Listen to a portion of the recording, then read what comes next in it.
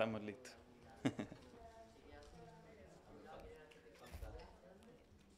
Sí, falta gente. No, está por acá. Pensé en irme, pero me quedo sincera. Ok, buenas tardes. Vamos a comenzar esta segunda sesión de este Congreso Internacional. En esta segunda parte, entonces, continuaremos con la charla del doctor Marco Fuenzalida de la Universidad de Valparaíso. El doctor Fuenzalida es biólogo de la Universidad de Playa Ancha, realizó un magíster en neurociencias en la Universidad de Valparaíso, posee un doctorado en neurociencias que realizó en la Universidad Autónoma de Madrid y en el Instituto Cajal, y realizó un postdoctorado financiado por la Fundación Carolina de España. Con casi 40 publicaciones en revistas indexadas y más de 15 tesis dirigidas, el doctor Fuenzalida destaca en el campo de las neurociencias, donde el objetivo de su investigación actual es comprender cómo los neuromoduladores regulan la eficacia sináptica de GABA y cómo pueden interactuar para generar comportamientos. Actualmente se desempeña como profesor en la Universidad de Valparaíso y es también director del Instituto de Fisiología de la Universidad de Valparaíso. Dejamos con ustedes al doctor Marco Fuenzalida con su charla Efectos a largo plazo de la exposición a ketamina sobre la función del giro dentado y la memoria de reconocimiento.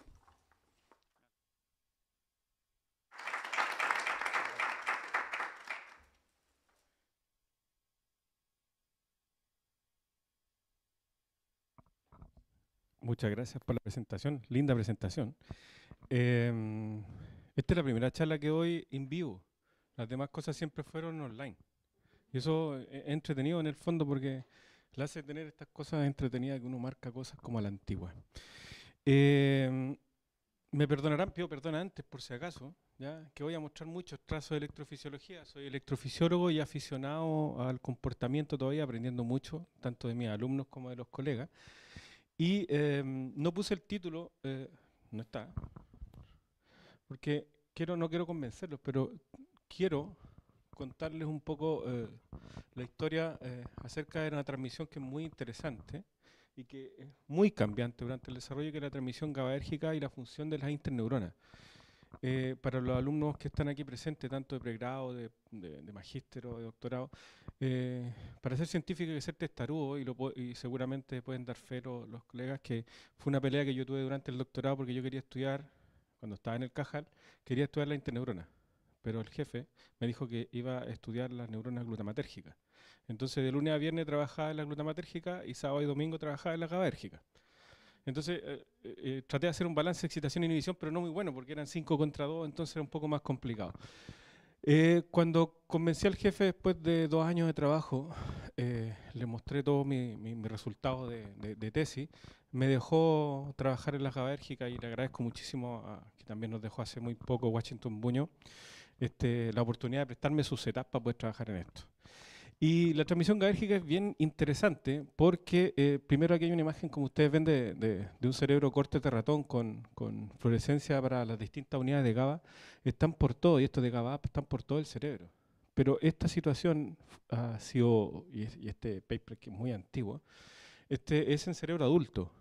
Y realmente durante el desarrollo, tanto en la niñez, en la adolescencia, en la adultez y en el envejecimiento, son súper distintas las distribuciones que tienen los receptores y por lo tanto la función. Y eso lo hace interesante. Hay otro tipo de transmisión que también es inhibitoria, que es la glicinérgica, la cual es cero, pero ustedes tienen aquí un profesor que sabe muchísimo de eso, entonces le pueden preguntar a él si tiene una pregunta de glicina, la hacen para allá para atrás. ¿Ya? Vamos a ver si esto funciona. Puedo hacerlo con esto, ¿no?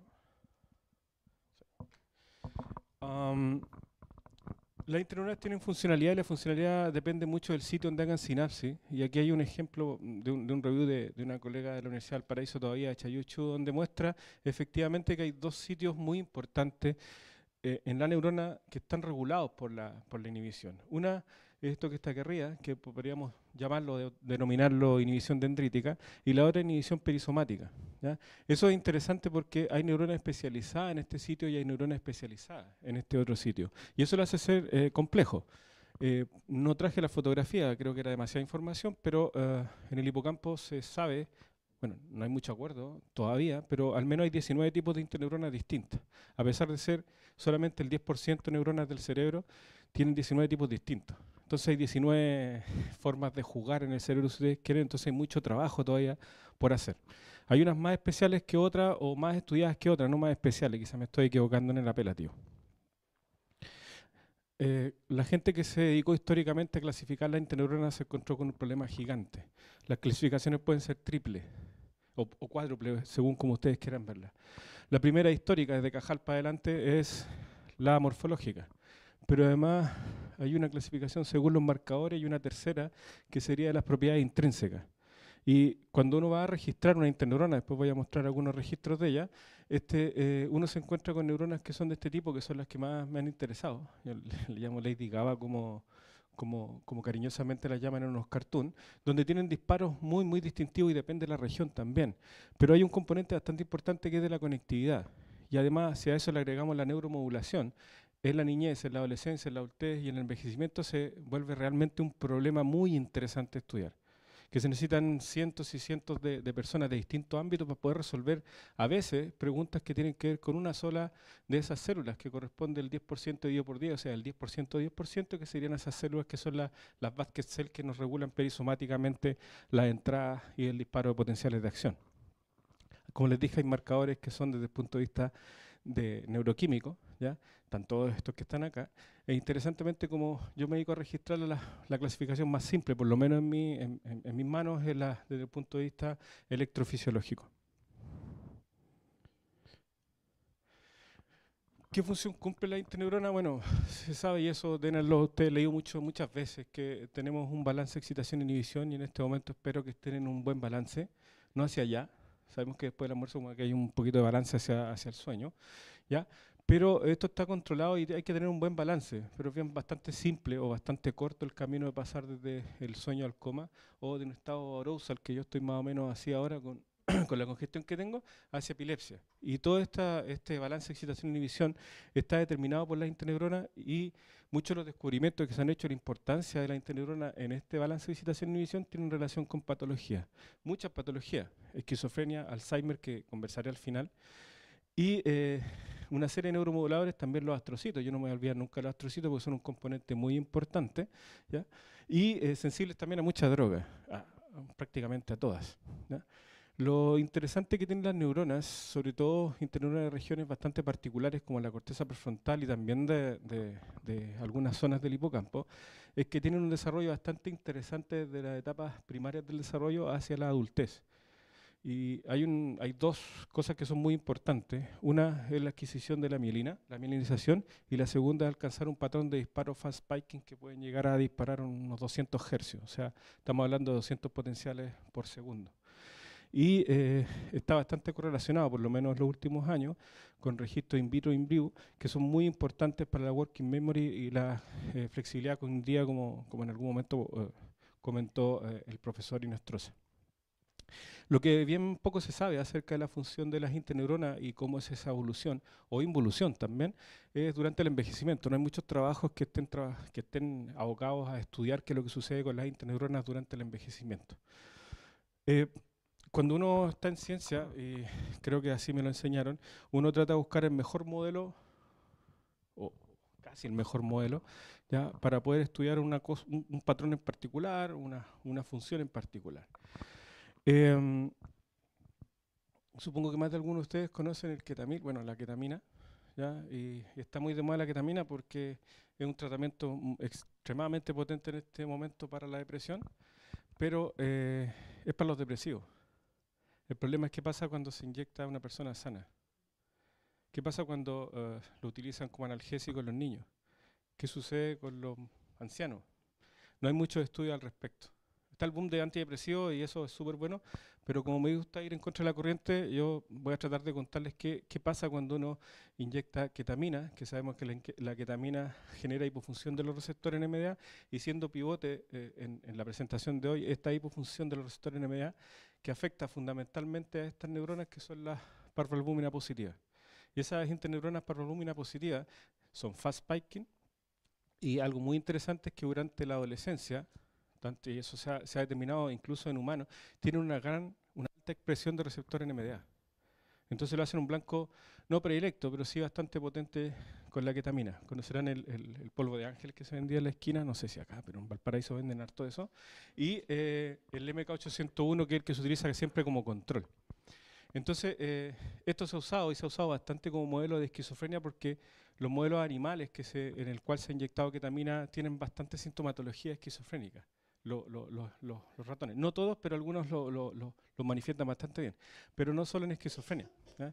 Hay bastantes formas de generar hipofunción y aquí tienen unas que son genéticas y otras que son medioambientales. Ya han salido bastante aquí en las presentaciones algunos de los factores que pueden afectar el funcionamiento del cerebro y tienen como blanco común, muchos de ellos, una hipofunción del receptor de NMDA. Entonces nosotros nos aprovechamos de eso y utilizamos ketamina, ¿ya? Y se la inyectamos a nuestros animalitos para ver qué es lo que sucede con ellos. Obviamente tenemos que tener una batería de técnicas de las cuales, como les conté, soy electrofisiólogo y esta es la que mejor manejo, si es que manejo algo bien. Y tenemos también con ayuda de bastante gente, incluida la Lore Varela de la UNAP, hacer inmuno y también hacer registros conductuales asociados con registros con electrodos metidos ahí dentro del cerebro para ver qué es lo que está pasando en el mismo instante que está generando la conducta. Lo interesante es que, por lo menos en este modelo, es que nosotros lo inyectamos entre el día 45 y el 51, que es la adolescencia tardía. No sé de alguno de ustedes si tiene 25 años, de alguno de ustedes, usted tiene cara de tener, usted también, ¿cierto? Entonces, es más o menos esa la edad, en edad ratón, ¿ya? Es más o menos eso, entre el 45 y el 51. Entonces, esa etapa es particularmente vulnerable al efecto de la ketamina. Entonces nosotros tomamos eso, inyectamos los animales y vamos a medir cuando en teoría son adultos, va a ser test conductuales, como le dije, hacer inmunohistoquímica, hacer electrofisiología y un poco caracterizar qué es lo que sucede con esas neuronas y con el circuito cuando nosotros insultamos con ketamina durante la adolescencia. Este es trabajo de Felipe Huifa. Aquí ustedes tienen, por ejemplo, lo primero que hicimos fue ir a ver corteza prefrontal, registramos las neuronas piramidales de capa 2-3 y estimulamos, hay un electrodo de registro para estimular las aferencias GABAérgicas o la interneurona GABAérgica en ese sector de la corteza prefrontal. Lo que observamos, en primer término, es que luego de haber inyectado durante la adolescencia y lo mirábamos en adultos, había un cambio en la probabilidad de liberación, lo que significa que presinápticamente está teniendo un efecto la ketamina sobre la fisiología de la interneurona. Eso está asociado con un cambio, por ahí aparecieron en algunos registros, de la frecuencia de la actividad espontánea. Ustedes ven como el individuo que fue inyectado con ketamina durante la adolescencia tiene una frecuencia bastante baja comparativamente con el vehículo. Además, como siempre se anda haciendo preguntas acerca de si esto es importante o no es importante para la fisiología del circuito, fuimos a hacer el LTP, una de las formas, perdón, LTB, una de las formas más interesantes o más importantes que está relacionada con algunos déficits en memoria de trabajo, en distintos tipos de memoria, y aquí aplicamos un protocolo muy conocido de depresión sináptica. Ustedes ven el vehículo y ahí ustedes ven cómo se deprime. Sin embargo, aplicamos el mismo protocolo en el ketamínico y se producía LTP. Entonces como que hay un switch o algo que estaba pasando que se producía potenciación. Fuimos a mirar la medida del cambio en los potenciales, en las corrientes espontáneas, etcétera, etcétera, y hay una gran diferencia entre el ketamínico y el vehículo. Entonces la pregunta era por qué sucedía eso. Quedamos en el aire, también esto genera obviamente una cantidad de trabajo bastante importante y que está asociado también a otra parte o otra persona del laboratorio que estaba haciendo estudios conductuales y se dio cuenta que había un imbalance entre la excitación y la inhibición y eso podría estar asociado a problemas en la working memory, totalmente dependiente de lo que pasa con la corteza prefrontal, pero también observamos déficit en la conducta social y incremento en la ansiedad de estos animales. Entonces, obviamente uno siempre trata de buscar alguna explicación un poquito más morfológica, gracias a la colaboración con una colega, ella, Angélica Escobar, nos dimos cuenta que había también una reducción de las células positivas para la parvalbúmina, es decir, estaban disminuyendo la señal de parvalbúmina en estos animales, precisamente en la corteza prefrontal. Nos preguntamos, como siempre, para complicar las cosas, ¿será generalizado? ¿Será en toda la estructura? ¿Será particular la corteza prefrontal? ¿Podemos explicar la working memory solo con defectos en la corteza prefrontal? La respuesta es no. Hay muchas más estructuras que están involucradas.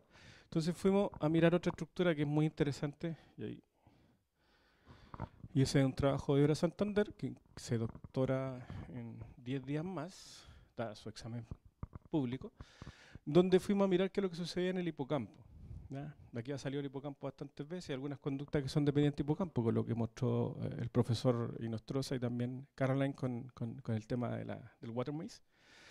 Eh, no sé si todos saben que tenemos un hipocampo dorsal y un hipocampo ventral, y tienen funciones distintas porque su conectividad es distinta. Hay un hipocampo dorsal que está relacionado con la cognición y un hipocampo ventral que está más asociado con estructuras límbicas. La diferencia a lo largo de este eje es la conectividad, ya lo dije, la expresión del receptor NMDA y los tamaños de estas neuronas, si ustedes quieren, de grupos de neuronas que están relacionadas con la memoria espacial. Fuimos a mirar qué es lo que pasa en el giro dentado dorsal, que es la principal entrada de información al hipocampo. Fuimos a mirar las funciones cognitivas, son muy importantes, y algo interesante, que es un dato no menor, que en individuos esquizofrénicos post-mortem se ha observado una disminución en el tamaño del giro dentado, específicamente en el giro dentado dorsal. No voy a hablar de esto, ¿ya? Tampoco soy un aficionado todavía a la neurogénesis, pero se sabe que el giro dentado dorsal es una zona de neurogénesis adulta muy, muy potente, ¿ya? Y esa inhibición perisomática regula la excitabilidad y la sincronía, y esa excitabilidad, sincronía y el disparo potencial de acción en este circuito está directamente relacionado con la neurogénesis y la adquisición, si ustedes quieren, de nuevas neuronas. Entonces, hay una relación entre las dos cosas. Interesantemente, esta inhibición, otorgada por un grupo particular de interneuronas, en este caso las parvolúminas, está directamente relacionada con la neurogénesis adulta. Hay un trabajo de Song de hace 4 años atrás, un Science, que demostró que estimulando las interneuronas PB aumenta la neurogénesis directamente.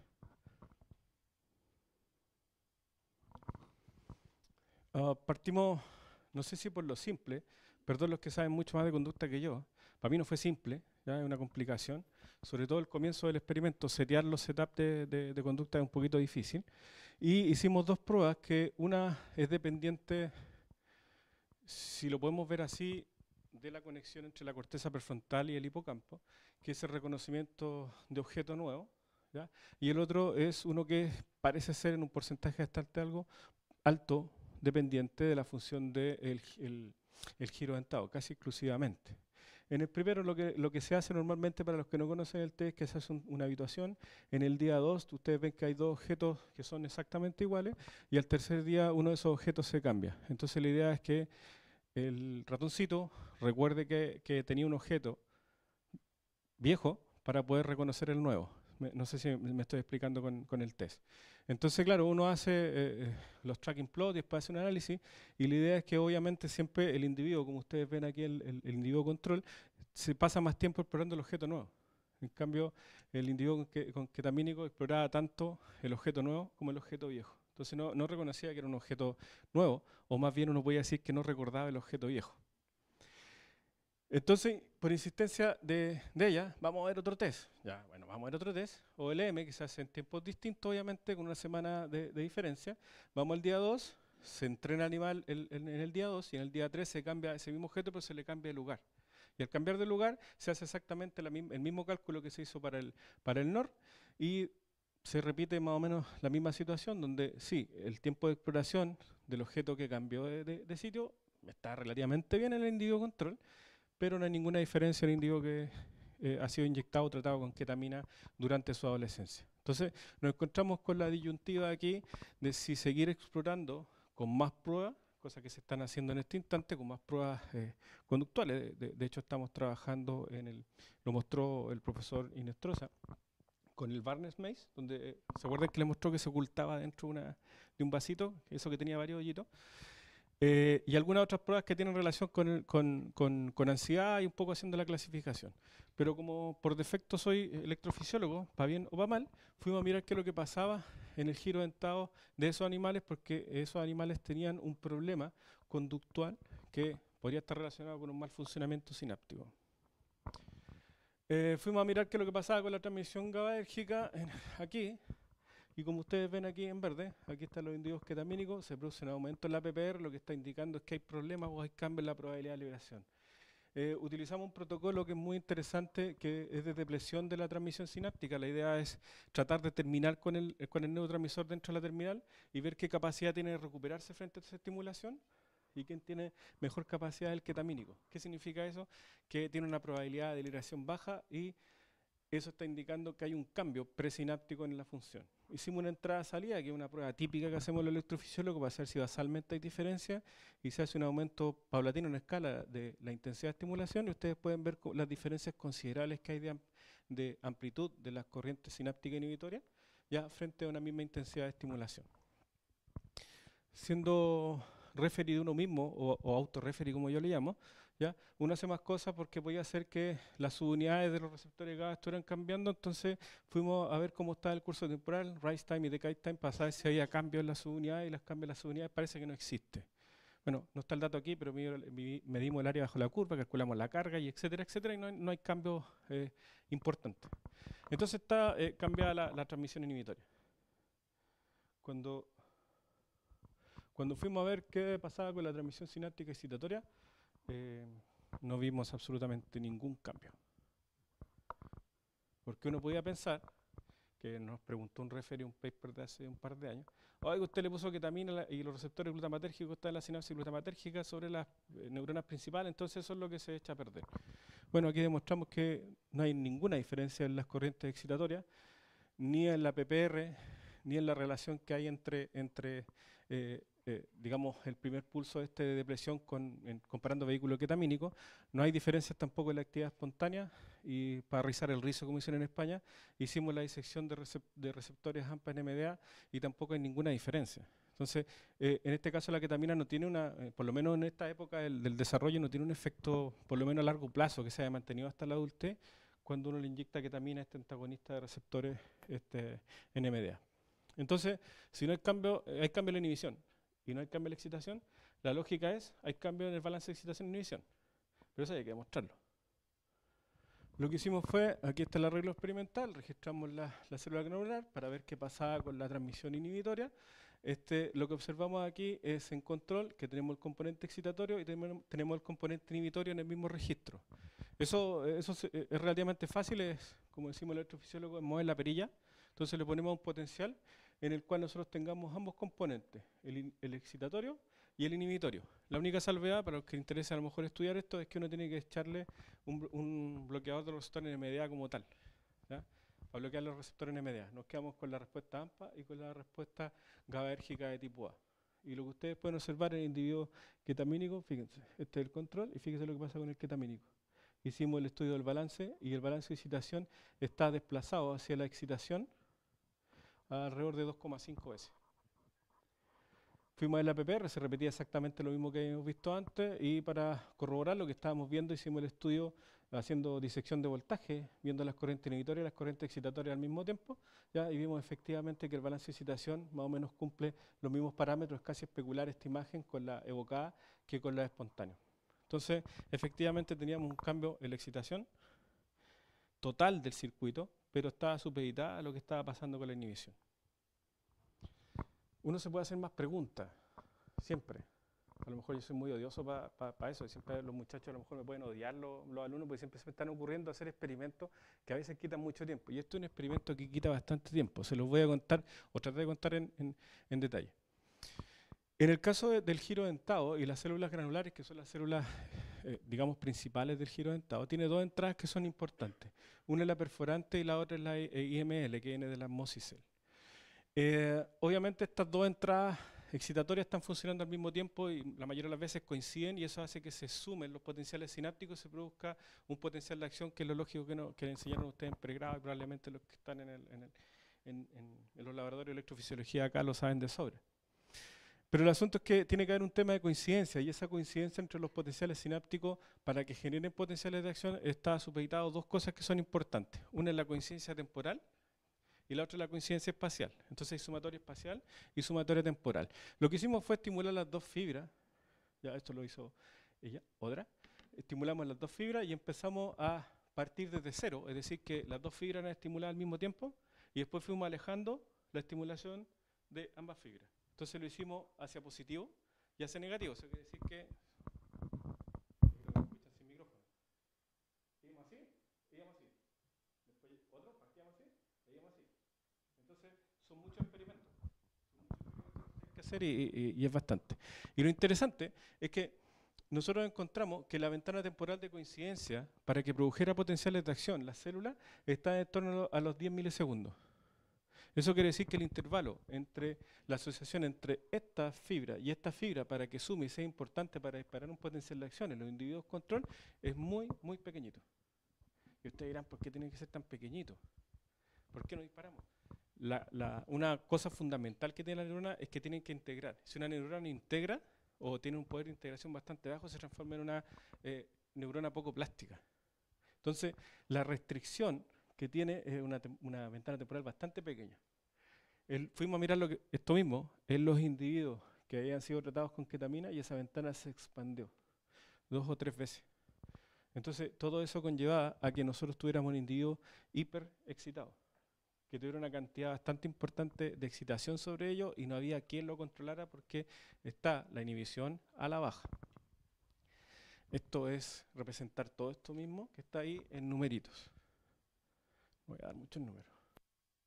¿Por qué es importante la integración? Porque si nosotros coincidimos, tanto espacial como temporalmente, lo que nosotros logramos es que nuestro sistema se potencie. Y el modelo clásico, como lo explicó el profesor en la mañana, que uno aplica una estimulación a alta frecuencia, ¿ya? Actividad dependiente, y se produce potenciación en cualquier sinapsis. Estas sinapsis de las de giro dentado son bastante particulares, porque hay que darle con un palo para que potencien. Normalmente no potencian, son una desgraciada, si usted no, pero no cuenta a nadie, porque son muy, muy difíciles de hacer potenciación y tiene su sentido. ¿Por qué tiene su sentido? Porque tiene que recibir demasiada información y en la entrada al hipocampo para recién seleccionarla y poder disparar potenciales de acción. Sin embargo, el individuo ketamínico, uno le pasa el protocolo y hace una potenciación tremenda. Además, vimos la fibrobolic, que supongo que más de algunos de ustedes perdón, la fibrobolic, la espiga posináptica que está aquí, ¿ya? La medimos tanto en amplitud y su curso temporal, y también es mucho más grande, infinitamente más grande que lo que sucede en el individuo control, en el individuo vehículo. Y eso significa que no solamente hay un aumento en la transmisión sináptica, sino que hay un aumento en la excitabilidad del sistema. Fuimos a ver la LTD, que había que verla, aplicamos el protocolo, no hay mucha LTD, comparando la pendiente del potencial sináptico, y cuando le aplicamos el protocolo para LTD, en lugar de comportarse como el control y quizás hacer más LTD, hace potenciación. Y también hay un aumento en la excitabilidad de la espiga. Entonces, todo indica que nuestro sistema pasó de tener menos inhibición, pasa a tener un balance de excitación aberrante hacia la excitación y tiene una plasticidad sináptica más grande. En el sentido estricto, ¿qué significa eso? Que nuestro circuito está más excitado. La pregunta ¿es solamente el componente posináptico? Porque en este momento, al momento lo que yo le he comentado es lo que está aquí, que tiene que ver con las células granulares y cómo la información sináptica, tanto glutamatérgica como GABAérgica, provoca cambios en la función de las células granulares. Sin embargo, no teníamos idea hasta hace un tiempo qué es lo que sucedía con la interneurona. Entonces, fuimos a registrar la interneurona. Pero lo único que hay que tener la salvedad aquí, como les dije, que en el hipocampo hay muchos tipos de interneuronas.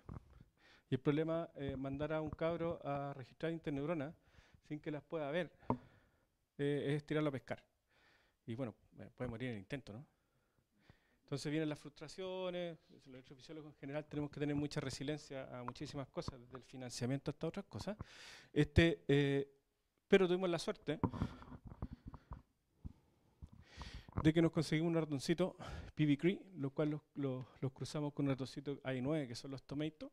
Entonces nos dan, no son rojos, yo lo supe solamente para mostrar que era así. Eso lo que tenían rojo eran las interneuronas PB. Entonces, tú tienes una neurona roja o que florece, entonces tú la puedes ir a mirar, la ves, entonces el muchacho le dice, oye, las que son fluorescentes, esas son las interneuronas, esas son las que hay que registrar. Entonces, como tuvimos la suerte de tener eso, podíamos registrar las interneuronas. Quiero simplemente hacer un gap antes de presentar cómo son los registros, recordando que hay una evolución de las interneuronas, tanto desde el punto de vista de la mielinización, y tienen bastante mielina, y el patrón de disparo.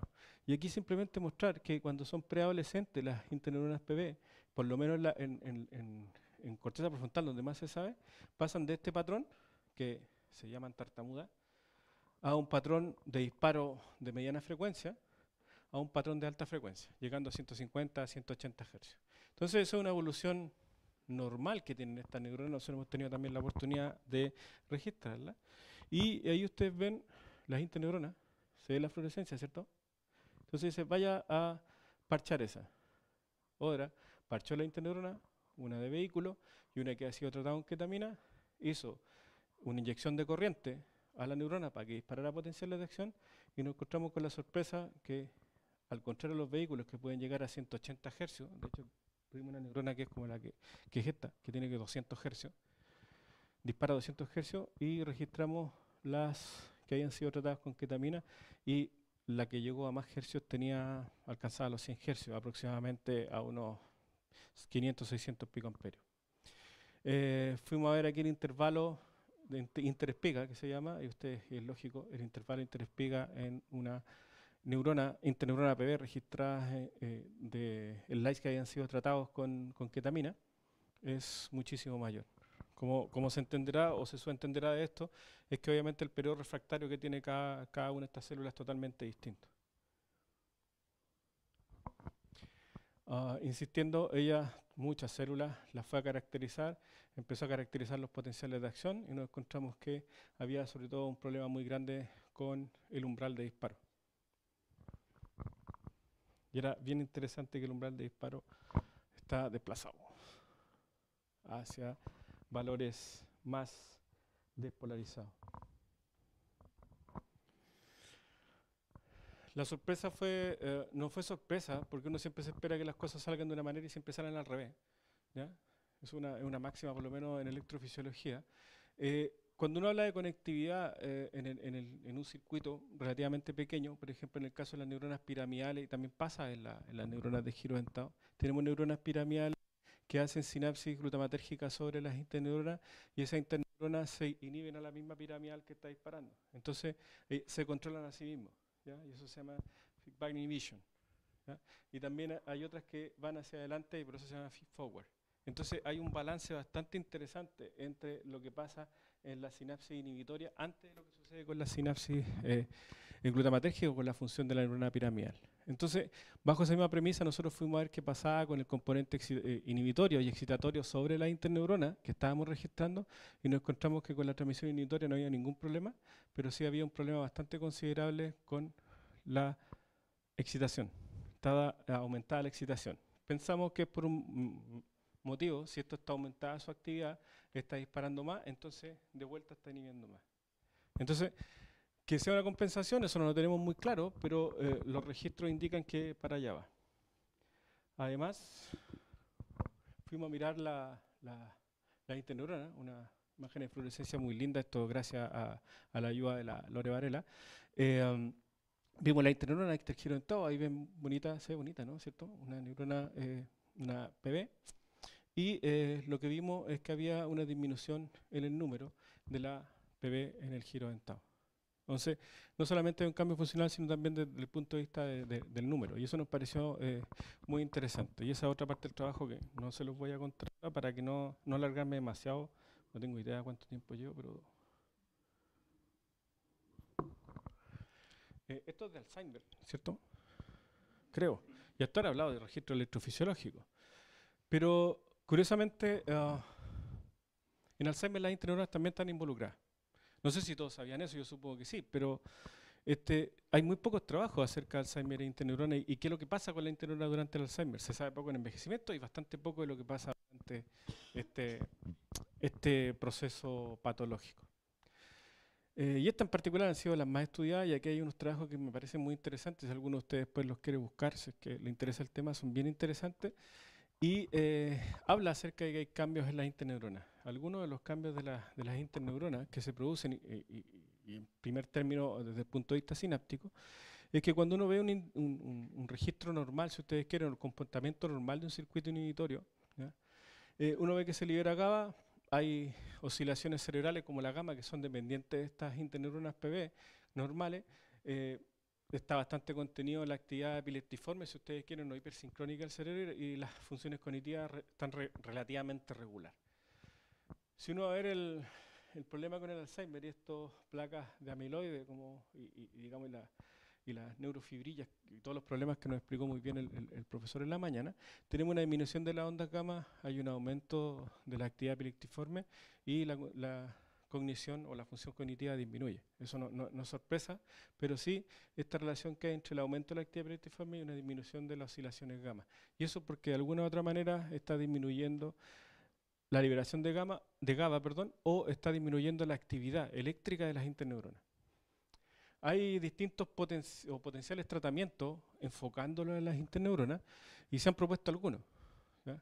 Sobreexpresar receptores, perdón, canales de sodio, para que dispare más, supuestamente.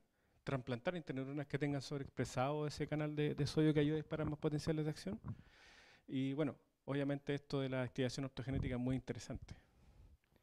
Un poco complicado meterle a alguien una linterna al cerebro para estarlo iluminando, pero es interesante desde el punto de vista mecanístico.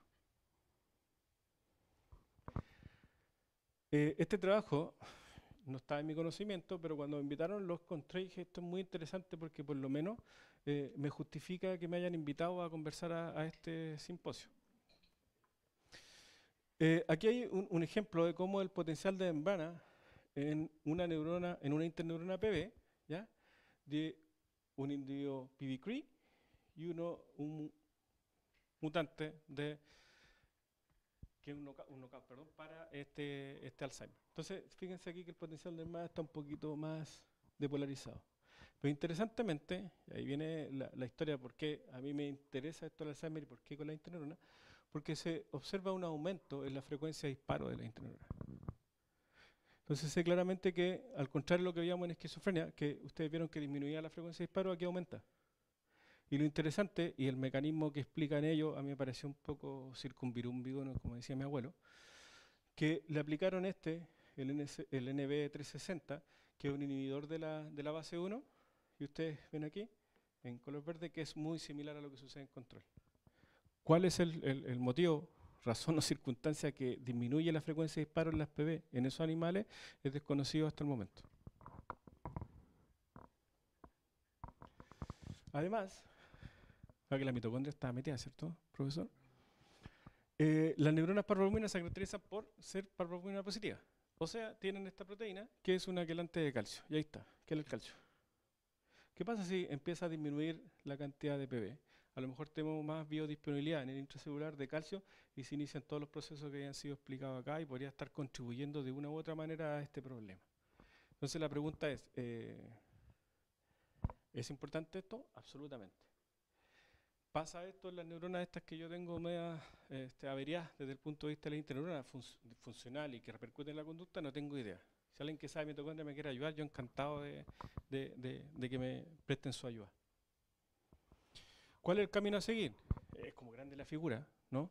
Pero sí, no es que sirva para todo tampoco, pero sí es interesante que nosotros estamos empezando a usar dos estrategias para recuperación de las interneuronas.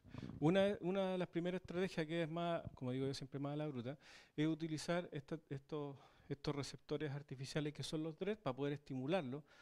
¿Ya? Eso se hace a través de una infección viral, se insertan en la región que uno requiere y después a través de un compuesto C21 uno lo que hace es activar ese DRED, que en este caso está acoplado a una proteína GQ que aumenta la cantidad de calcio dentro de las interneuronas en particular y en teoría lo que debería pasar en nuestro registro es que debería aumentar la frecuencia de disparo. Esto ya se ha visto en algunos experimentos iniciales y unos papers que han salido por ahí. Y además de recuperar el patrón de disparos, pensamos que es factible recuperar también la actividad sináptica. Si aumentamos la actividad sináptica, en teoría, podríamos aumentar de alguna u otra manera la capacidad que tenga el sistema de regular la plasticidad que tiene, y si la plasticidad del giro dentado se regula, nosotros podríamos ver un cambio conductual, y ese cambio conductual recuperarlo.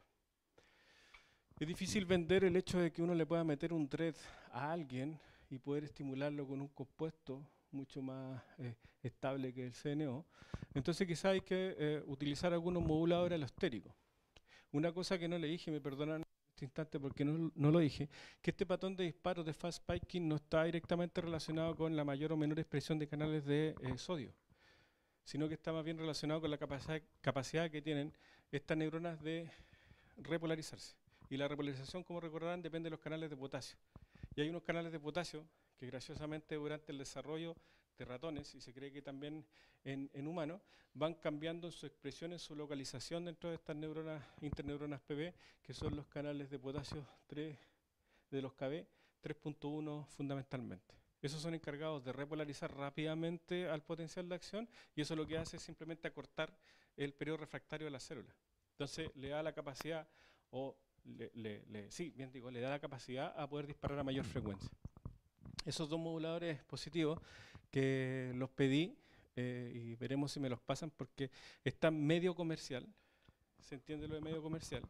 Que uno se los pide y si funciona después, pero me tienen que llegar y a ver si me hacen caso, porque necesito utilizar esto para poder aumentar la actividad de los canales KB 3.1 para, de alguna u otra manera, demostrar que estos canales son importantes en la recuperación de no solamente el patrón de disparo, sino que en la, si ustedes quieren, fisiología sináptica que nosotros estamos observando. Todo, en teoría, debería repercutir en que conductualmente el individuo mejore en sus capacidades cognitivas. Además, lo último, que estamos en una colaboración también, es tratando de ver cómo, al mismo tiempo que está haciendo los registros electrofisiológicos, hacemos los registros en las rebanadas, pero alimentario, al mismo tiempo que se están haciendo o registrando las conductas, poner electrodos directamente en el giro dentado, porque, por ejemplo, para hacer registros del LFP, para ver de qué manera se está comportando el cerebro in vivo relacionado con la conducta que estamos desarrollando. Es una foto que hizo Angélica, porque ustedes ven que sí funciona la inyección de DRED, que hay que demostrarlo, porque si no los de fondo si no creen que uno está haciendo estas cosas. Ahí están las neuronas, estas son, en verde está APB, en rojo está la citrina, y uso un cercomarcaje, ahí ven ustedes que hay neuronas verde-roja y efectivamente están cargadas con el DRED. Ahora espero que en este instante los muchachos estén registrando, espero, ya registrando esta interneurona y aplicándole el componente 21 para ver si cambia el patrón de disparo y si cambia la función sináptica. Ya eso, estoy súper agradecido de Angélica Escobar, una nueva profesora de nuestro instituto, que quizás algunos de ustedes la conozcan, y que ha resultado fundamental para poder montar esto y poder prometer lo que somos capaces de hacerlo. Profesor Nostroza, yo no me he olvidado de algún negocio que nosotros tenemos desde hace años. Entiéndase bien el negocio científico, ¿ya? Porque hace un tiempo una conversación, creo que de cerveza, si mal no me recuerdo, ¿ya? Conversamos acerca de qué tiene que ver la esquizofrenia con el Alzheimer, tienen muchos puntos en común, y se nos ocurrió escribir un review, al profesor lo habían invitado y lo escribimos. Y creo que no sé si le apuntamos o no, pero tiene muchas citas, y eso es interesante, hay gente que lo está leyendo, lo citó, y como él mostró en su presentación, nosotros utilizamos activando la vía Wnt, vimos las mejoras cognitivas y obviamente las mejoras sinápticas que les pudo mostrar el profesor. Pero lo que no contó el profesor, que además la vía Wnt, cuando uno es capaz de activarla, la no canónica, Wnt5A, es capaz de aumentar la transmisión sináptica GABAérgica. Entonces, no es una cosa lo que yo quiera hacer y lo que se puede hacer, pero hemos visto en nuestras manos que Andro es capaz de aumentar la función GABAérgica al menos en corteza prefrontal. Lo que tenemos que probar ahora es si es capaz de aumentarla hasta los patrones normales en estos individuos que han sido tratados con ketamina. Bajo ese prisma, resulta interesante el hecho no solamente de estudiar de qué manera la fisiología del cerebro va siendo esculpida durante el desarrollo, sino cómo pudiera ir cambiando frente a algún tipo de enfermedad, en este caso la esquizofrenia, que en teoría digo, es bastante precoz, es una enfermedad de la adultez joven, pero que tiene muchos puntos en común con la enfermedad de Alzheimer. Uno de los puntos en común, por lo menos que encontré yo, tiene que ver con la malfunción de las interneuronas. Y si esa malfunción, y encontramos algunos puntos en común, ¿ya? Conocer básicamente qué es lo que está haciendo la activación de la vía Wnt u otras, ¿ya? Poder ofrecer de alguna u otra manera una base neurobiológica sólida para poder intentar, ¿ya? Poder aportar a esta disfunción que es bastante complicada como es el Alzheimer y obviamente como lo es la esquizofrenia. Todo este trabajo obviamente hay mucha gente que históricamente me ha ayudado, de los cuales estoy orgulloso de conocer y uno agradece a la vida de repente conocer gente que es interesante. He tenido, como dijo el joven, la posibilidad de formar alguna gente que ha encontrado algunos trabajos muy buenos y están por ahí repartidos por el mundo haciendo cosas. Particularmente este muchacho, Collán Morales, que ahora está haciendo un postdoc en Berkeley, en Estados Unidos, donde ellos describieron la forma particular de meter canales dentro de las células y poder estimularlas con magnetismo. Entonces son canales sensibles a magnetismo. Con unos pequeños coil, algo conversábamos con la profesora, con la colega el otro día, y ellos están haciendo en ese laboratorio, y él montó ya toda esta historia de poder estimular específicamente interneuronas con magnetismo para poder, más a control remoto todavía, poder estimular directamente algún tipo neuronal.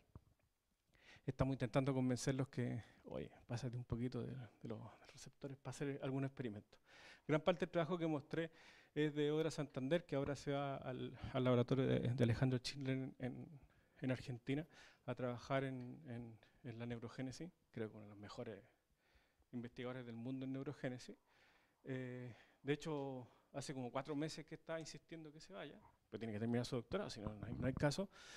Y obviamente a los colaboradores, ahí está Ramón, que siempre hemos estado colaborando, hemos publicado algunas cosas juntos, ahora tenemos muchas más cosas que hacer con toda esta historia de las dietas, que también estoy interesado en las dietas por el efecto que tiene sobre la transmisión inhibitoria, pero no directamente sobre los individuos gordos, sino sobre la descendencia de esos individuos gordos.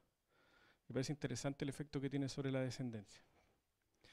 Angélica Escual ya lo nombré, Andrés Chávez, que probablemente ustedes también lo conocen. Bueno, Nivaldo, para qué decir, la Lore, y alguna gente que me ha ayudado bastante en mi carrera y he recibido bastantes consejos buenos. Alfonso Araque, seguramente alguno lo conocerá por ser el papá de la sinapsis tripartita astrocitoneurona. Gertrude, su alumna y amiga estrella.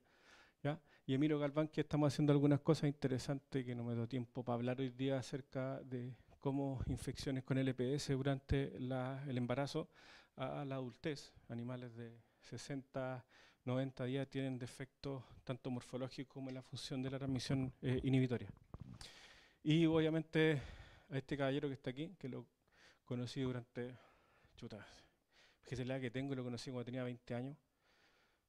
Se enojó conmigo la primera vez que me vio, que no era raro en él,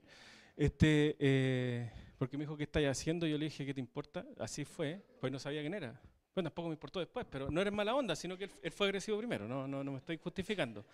Y obviamente todo lo que tiene que ver con el financiamiento que hemos obtenido, gracias a la gestión de muchas personas, sobre todo Ramón como director del CENFI, que nos ha ayudado muchísimo en el tiempo de las vacas flacas que le llamo yo. Y bueno, aquí si alguno de ustedes quiere mirar algo de lo que hacemos, y los cabros se les ocurrió armar un Instagram del laboratorio y publican cosas y noticias y paper, y cuando sacan una foto bonita, un registro bonito, lo cuelgan ahí. ¿Tendrá importancia eso? No lo sé. Y bueno, la fuente de financiamiento, no tengo que agradecer a Fondes, aunque no me aprobaron el año pasado el proyecto, pero bueno, da lo mismo. Y también la colaboración que tenemos con un anillo que estuvo hace poco tiempo que estuve participando. Y nada, las gracias a ustedes por permitirme estar acá, y de nuevo, Jorge, muchas gracias por la oportunidad. Gracias.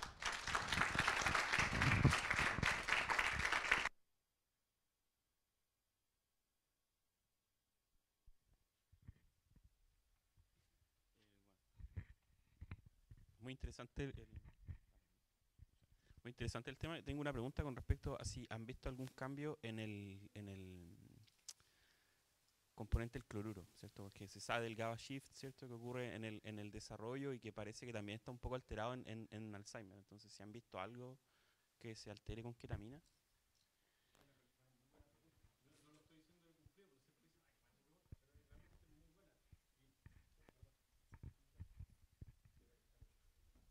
Excelente la pregunta, porque hay una controversia, que eso es a raíz de algunos experimentos que yo creo que fueron mal realizados, según mi humilde opinión, ya acerca del transportador de cloro. Sabemos que durante la evolución del sistema nervioso, o digamos durante el desarrollo natal temprano, el GABA es depolarizante y se transforma a la segunda semana en hiperpolarizante. ¿Ya? Eso no es tan cierto, porque hay muchas neuronas piramidales de hipocampo, de corteza prefrontal, donde ese transportador no cambia y sigue siendo depolarizante. Eso se descubrió hace no mucho tiempo, y eso fue, técnicamente hablando, fue porque pudieron medir en 2 regiones al mismo tiempo cómo funciona el transportador y, más importantemente, cómo están las gradientes de cloro. Y interesantemente, en la zona donde se disparan los potenciales de acción tradicionalmente, digo tradicionalmente porque no siempre es así, que en el cono axónico donde parece que estos transportadores que están produciendo esa depolarización están más expresados o no cambian si tú quieres. Y en otras regiones del cerebro sí. Y efectivamente hay una teoría que dice que por lo menos en esquizofrenia, hay un cambio en esos transportadores y esos transportadores se quedarían, no voy a decir una cosa muy académica, pero se quedarían trancados, entonces serían depolarizantes en lugar de ser hiperpolarizantes. Y eso contribuiría a esta hiperexcitabilidad. El problema que conlleva eso es que tú tienes que hacer un patch especial, que es un parche perforado. Y el problema del parche perforado es que tiene muy poco control del potencial de membrana y el space clamp es malísimo. Entonces, si tú quieres estudiar, por ejemplo, alguna espiga, algún potencial, se filtran porque los potenciales de membrana en la dendrita son muy malos, entonces no puedes hacerlo. Entonces, la única solución es hacer registros dobles. Yo estuve 4 años haciendo registros dobles de la dendrita y el soma para estudiar la retropropagación de potenciales de acción. Y bueno, si antes estaba loco, ahí quedé más loco todavía. Porque es muy frustrante desde el punto de vista de hacer dos registros al mismo tiempo, ¿ya? Obviamente uno cuando quiere preguntarse algunas cosas, uno va a depender mucho de los tiempos que se tiene para hacer los experimentos. Y ahora estamos embarcados en otra cosa. No es por responderte o sacarle quita a la pregunta, pero sí hemos visto este cambio en los transportadores en estos animales que son hijos de hembras que son gorditas, han sido tratadas y hay cambio en los transportadores. Y al parecer hay un problema con la leptina, con la hiperleptinemia que se produce. Y como la leptina parece que fosforila 150 millones de cosas, o hace 150 millones de cosas, estamos abocados a determinar si efectivamente este cambio la transmisión sináptica tiene que ver con el transportador. Lamentablemente hemos hablado lo mismo que estoy hablando contigo con la alumna que está en eso y ya comprenderás que me abre los ojos. Me cuesta hacer uno, ¿cómo vamos a hacer dos? Pero no va a quedar otra de que hacerlo así. Pero es una pregunta muy interesante y absolutamente válida. De hecho, hay unas mutaciones, ahora que me estaba acordando que te estaba respondiendo, unas mutaciones de una parte del transportador que hace que esto se quede trancado y han dicho que está relacionado con la esquizofrenia. En Alzheimer no tengo idea. Tengo que ser sincero, no tengo idea si cambia o no cambia. Pudiera ser sí, pudiera ser, claro. Claro, entonces siempre hay una discusión porque hay metodologías que a veces no es que estén mal utilizadas, sino que yo creo que la interpretación del resultado es el que puede ser diferente. Sí.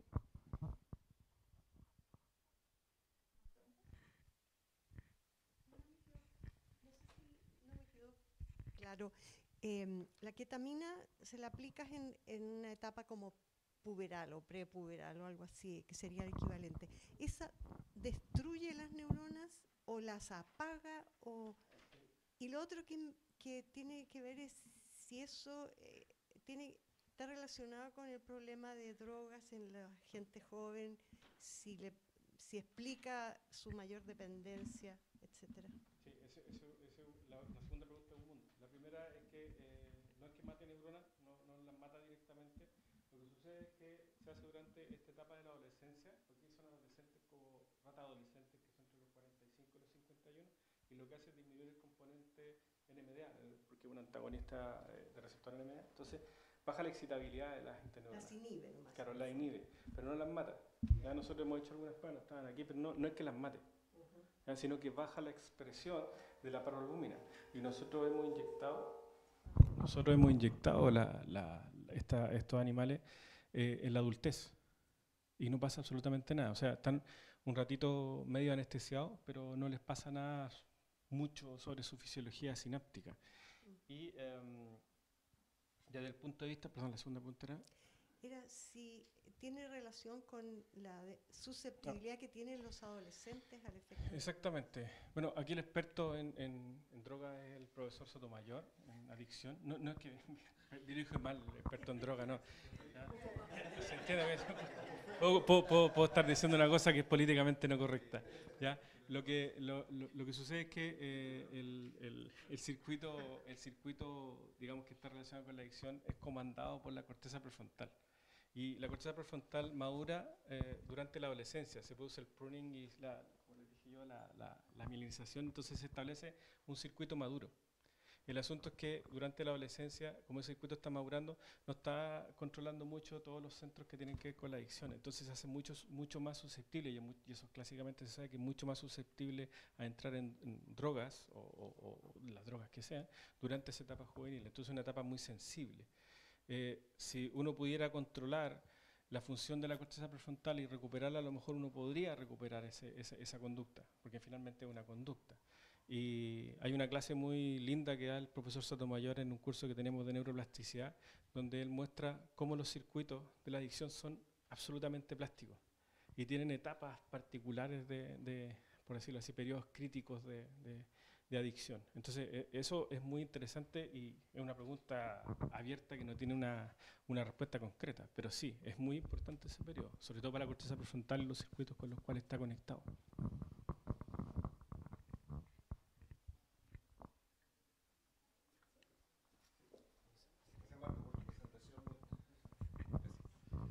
Muy estimulante el punto de vista de poder generar ideas y de plantearse desafíos. Yo pensaba un poco en la dificultad que tendría ponerle luz a una interneurona en el cerebro. Me imaginaba a lo mejor por la oreja, no sé, pero realmente sería difícil. Y después pensaba un poco en lo que nos contó Vanessa respecto de las estimulaciones a través de estos sistemas. Y decía yo, ¿seremos capaces de llegar a la interneurona del hipocampo a través de...? Bueno, lo hablábamos ayer justo en la comida, ¿no? La base de la inclinación del COI tiene que ver con que en las zonas, al menos en las zonas que están entrando a nivel de corteza motora, se estaba tratando de actuar sobre estas interneuronas GABAérgicas. Y ahora hay toda una hipótesis del trabajo de la neuromodulación intentando actuar sobre las oscilaciones propias que se generan para producir cambios a este nivel. Y la mayoría de la postulación fisiopatológica es actuar justamente sobre las interneuronas, no en la neurona directamente. Y por eso incluso postulan la angulación del COI, la da 45 grados y demás. O sea que quizás, no sé si a nivel la hipocampal llegaremos de manera directa, pero de una manera indirecta, actuando sobre áreas más corticales, sí podríamos llegar a producir un cambio. Sí, lo que puedo yo opinar al respecto es que, claro, justamente el ángulo de esta estimulación es muy importante y no solamente estimular directamente la interneurona, sino que a veces estimular neuronas neuromoduladoras de la interneurona. Entonces, hay gente que ha intentado hacer estimulación a las septales colinérgicas, también aquí en el tronco a las serotoninérgicas para poder aumentar el nivel de serotonina que está llegando a esa neurona y producir una neuromodulación, entre paréntesis, positiva para el funcionamiento de la interneurona. Obviamente falta mucho trabajo porque, claro, tú en un sector del cerebro muy pequeñito como el giro dentado, ahí pegadas tenéis 4 interneuronas distintas. Y de hecho hay unas que seguramente algunos de ustedes han escuchado que se llaman las VIP. Y las VIP lo único que hacen es sinapsis contra otras interneuronas, o sea, inhibe la inhibición. Entonces si la estás estimulando, vas a inhibir. Entonces a lo mejor no es necesario o no se requiere en ese punto inhibir todas las interneuronas, sino que ser más específico. Y yo creo que ese es el gran problema con las interneuronas. Y además son el 10%. En el giro dentado hay gente que se ha puesto, y eso sí que deben haber sufrido esos estudiantes de doctorado, porque se pusieron a contar cuántas sinapsis hacían una interneurona PB con las granulares. Y encontraron, ahí está el paper, 10.000 sinapsis. Entonces tenía que contar las 10.000. Entonces eso en muchos animales. Entonces fue un trabajo en conjunto y es brutal. Entonces si tú puedes regular una neurona, va a estar regulando 10.000 sitios al mismo tiempo. Y esto incluso va a otro de los conceptos que hablamos, ¿no? De estimular y inhibir. ¿Qué estás estimulando? ¿Qué estás inhibiendo? ¿Qué estás haciendo realmente en los circuitos, ¿no? Una cosa es a la población neuronal que le estás haciendo, pero, o sea, puedo decir, o sea, por eso no tiene mucho sentido decir estimulo o inhibo desde la neuromodulación, ¿no? O sea, regulo una población neuronal que a su vez tendrá un impacto sobre otra, que puede ser eso, ¿no? Inhibir un inhibitor. Claro, yo creo, yo por lo menos trabajo a un nivel más micro, o sea, estoy trabajando en el circuito más pequeño, pero siempre hay que considerar que esto es una cuestión muy compleja, sobre todo muy compleja, o sea, ni siquiera aquí yo nombré, pero hay algunas cosas interesantes que son con las interneuronas a larga distancia, las long range, que también hacen sinapsis y se ha demostrado, por lo menos en la corteza auditiva y la somatosensorial, que cruzan el cuerpo galloso hasta el otro hemisferio, y no hacen sinapsis sobre las neuronas principales, sino que hacen sinapsis sobre las GABAérgicas. Entonces estimulas para inhibir al otro lado. Claro, y estimulas otras que vienen de vuelta. Entonces imagínate lo que significa eso para un cerebro, o una parte chiquitita del cerebro, muy complejo. Entonces, por eso que uno tiene que, por lo menos, o lo que estamos intentando es poner alguna base neurobiológica de punto de vista funcional para poder atacar un solo parámetro. En este caso yo lo único que hablé todo el rato era de disparos potenciales de acción. Y así todo me queda grande porque tengo que hacer millones de registros para poder lograr demostrar que efectivamente hay un cambio en el patrón de disparo y que ese patrón de disparo yo lo puedo cambiar. Ojalá tengamos suerte y sea a través de esta modulación de los canales de potasio, que obviamente es una cuestión interesante, pero yo no sé lo que pasa si yo se lo meto al animal y si eso va a poder cambiar la conducta. Me estoy jugando y eso es lo que estoy pidiendo plata a Fondesit para ver si me da, para poder probar eso. Yo me divierto, o sea, uno se estresa y todo el cuento, pero yo me divierto con esta historia. Entonces es muy interesante lo que dice la colega, porque obviamente ha habido como un pequeño desfase, si ustedes quieren, en lo que va en la neurobiología, la estimulación, la cosa clínica. Yo creo que, por ejemplo, el centro que tiene ella y lo que estamos intentando hacer con Ramón y con otros colegas, esto de hacer cosas a distintos niveles y hacerlo translacional y que nos nutramos con esta historia es muy importante. O sea, yo aporto la neurobiología, pero como les dije, yo de conducta no sé mucho. Entonces yo tengo que aprender. Voy a cursos de conducta, me junto con la que hace conducta. Nunca voy a ser experto en conducta, pero estoy cachando para qué sirve la conducta y qué me puede responder la conducta. No voy a ser experto en conducta y no me voy a meter dentro de una sala a hacer conducta. Pero sí tengo buenos amigos que me ayudan con esa historia. Y así con las colaboraciones que uno va haciendo. O sea, con Nivaldo hemos hecho un montón de cosas entretenidas. Él es el que sabe todas las cascadas, no sé cómo le da la memoria, de verdad. Pues para mí es imposible aprenderme las cascadas, por eso siempre me fue mal en esa historia. Pero no aprendo las cascadas. Esa es la gente que tiene una facilidad, los bioquímicos, ¿cierto? Son muy buenos a aprenderse las cascadas. Yo no. Pero sé quién las conoce las cascadas, entonces es el mail. Entonces le mando un mail preguntándole. Entonces, eso es lo que más o menos yo siempre aporto. Y es súper valioso el hecho de que uno le inviten a estos tipos de meetings porque han salido cosas interesantes. Yo, por ejemplo, perdón que me alargue, ¿no? Yo no tenía idea, estamos al lado, pero no sabía que ella estaba haciendo conducta. Yo no lo sabía. No sabía que tenía dificultades con eso, que nosotros le podemos ayudar. ¿Cachai? Entonces, para eso sirven estos meetings. Yo soy súper agradecido de la invitación.